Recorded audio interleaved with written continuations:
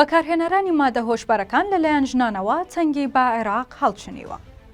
ئامارەکان لەسەر دیاردەی بەکارهێنانی مادەی هۆشبەر لە عێراق دیاریان کردووە کە ڕێژەی ئەو ژنانەی مادەی هۆشبەر بەکاردەهێنن لە 15 کۆی گشتی بەکارهێنەرانە کە سەرچاوە پزیشکیەکان ئەو ڕێژەیە بە مەترسیدار دەزانن بە لەبەرچاوگرتنی نەبوونی بەشی تایبەت بۆ چارەسەرکردنی ئالوودەبوانی مەینە لە نەخۆشخانەکاندا.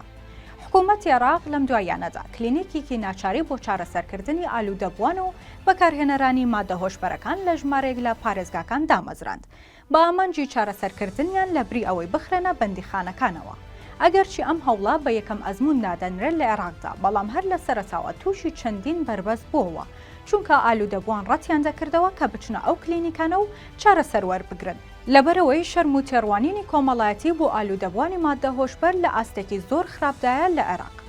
ئەمڕۆ یەکشەمە مستەفا عەلی سەکانی بەڕێوەبەری نەخۆشخانەی ئاتا بۆ چارەسەری ئالوودەبوون و چاکسازی دەرونی لە بەغدا بە ڕۆژنامەی عەرەبی جەدیدی ڕاگەیاند کە ڕێژەی ژنان دەگاتە نزیکەی 115 کۆی ئالوودەبوانی مادە هۆشبەرەکان لە عێراق. بەڵام ڕێژەکە زۆر لەوە بەرزترە چونکە بەهۆی ترس و کێشەی خێڵەکی و تێڕوانینی کۆمەڵایەتیەوە ڕانەگەیەندراون. نەوبراو لە درێژی قسەکانی داوتی تەمەنی کچانی ئالوودەبوو لە نێوان 18 بۆ 30 ساڵدایە و زۆربیان حەبی لیریکا دەخۆن چونکە بە ئاسانی لە دەرمانخانەکانەوە دەست دەکەوێت و هەندێکی تریش کریستال میت بەکاردەهێنن.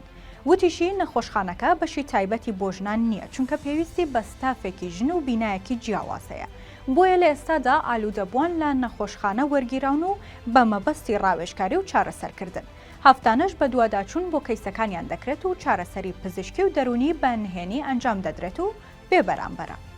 جەختیشی لەوە کردەوە کە ژن و کچان پێویستیان بە پاڵپشتی و هاندانی خێزانەکانیان هەیە بۆ دەستپێکردنی چارەسەر. چونکە یەکێک لە هۆکارە سەرەکیەکان کە هۆکارە بۆ سەرکەوتنی چارەسەر و چاکبوونەوە هاندانیانە لەلایەن خێزانەکانیانەوە.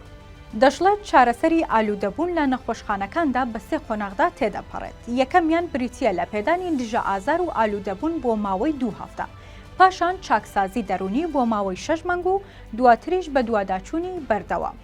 پزیشکێکی ڕاوێژکاریش لە تەندروستی عێراق دەڵێت ئەو ژمارەی ڕاگەیەندراون لە بەکارهێنەرانی مادە هۆشبەرەکان لە نێو ژناندا زۆر مەترسیدارە لە کۆمەڵگەی عەشایەری عێراقدا چونکە دڵنیای ژمارەکە زۆر لەوە زیاترە.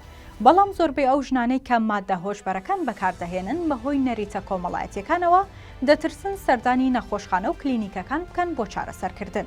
ئاماژەی بەوەش کرد ئەم ڕێژەیە ئاڵنگاریەکی گەورە دروست دەکەن بۆ وەزارەتی تەندروستی کە چۆن بتوانێت کۆنتڕۆڵیان بکات و چارەسەری ئالوودەبوانی ئافرەتان بکات، بە تایبەتی ئەوانەی سەردانی هیچ نەخۆشخانەیەکیان نەکردووە لەبەر هەر هۆکارێک بێت.